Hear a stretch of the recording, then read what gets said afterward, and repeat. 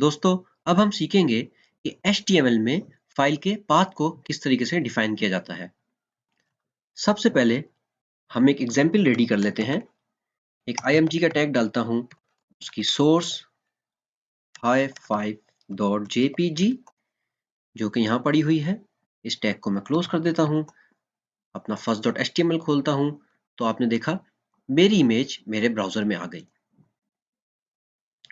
अब मैं डेस्कटॉप पर एक फोल्डर क्रिएट करता हूं वेबसाइट के नाम से। इसके अंदर अपना first.html और hi5.jpg दोनों डाल देता हूं। अपना फोल्डर खोलता हूं तो आपने देखा मेरे फोल्डर वेबसाइट के फोल्डर में एक HTML का पेज और एक इमेज पड़ी हुई है। अब मैं यहाँ पर एक और फोल्डर क्रिएट करता हूं जिसको मैं इमेजेस का नाम देता हूं और उसके अंदर अपनी इमेज डाल देता हूं। रियल वर्ल्ड सिनेरियो में जब आप कोई वेबसाइट बनाते हैं उसमें बहुत सारी इमेजेस होती हैं और बहुत सारे HTML के पेजेस और बहुत सारी दूसरी चीजें होती हैं। तो बेस्ट प्रैक्टिस ये होती है कि आप उन चीजों को फोल्डर बना के मैनेज कर लें। अब मैं अपना first.html का पेज खोलता हूं तो आपने देखा यहां पर मेरी इमेज मिसिंग है। उसकी वजह यहां पर मैंने गलत इमेज का पाथ दिया हुआ है, क्योंकि अब मेरी इमेज इमेजेस के फोल्डर में है। मुझे यहां पर वो डिफाइन करना पड़ेगा। यहां पर मुझे अपने फोल्डर का नाम लिखना पड़ेगा। आपने देखा इमेजेस का फोल्डर है इमेजेस, उसके अंदर hi5.jpg है, उसके अंदर hi5.jpg है। अब मैं अपना first.html का पेज खोलता हूं तो आपने देखा मेरी इमेज वापस आ गई। एक और प्रैक्टिस करते हैं।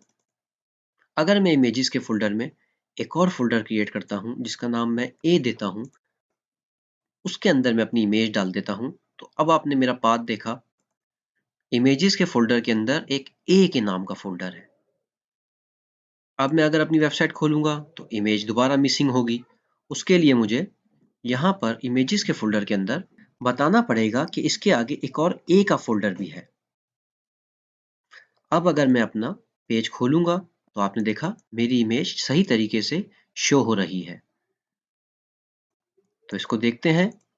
मैंने अपनी इमेज hi5.jpg शो करनी है अपने HTML के पेज में, और वो मेरी इमेज कहाँ पड़ी है? वो पड़ी है इमेजेस का फोल्डर, उसके अंदर A का फोल्डर और उसके अंदर मेरी इमेज। इस तरीके से HTML में हम फाइल का पाथ डिफाइन करते हैं। याद रखिए, रियल वर्ल्ड सिनेरियो में एक वेबसाइट में बहुत सारी चीजें होती हैं, तो बेटर है कि आप मैनेज करें उसको फोल्डर के जरिए। इस वीडियो के लिए इतना ही। मिलते हैं अगली वीडियो में।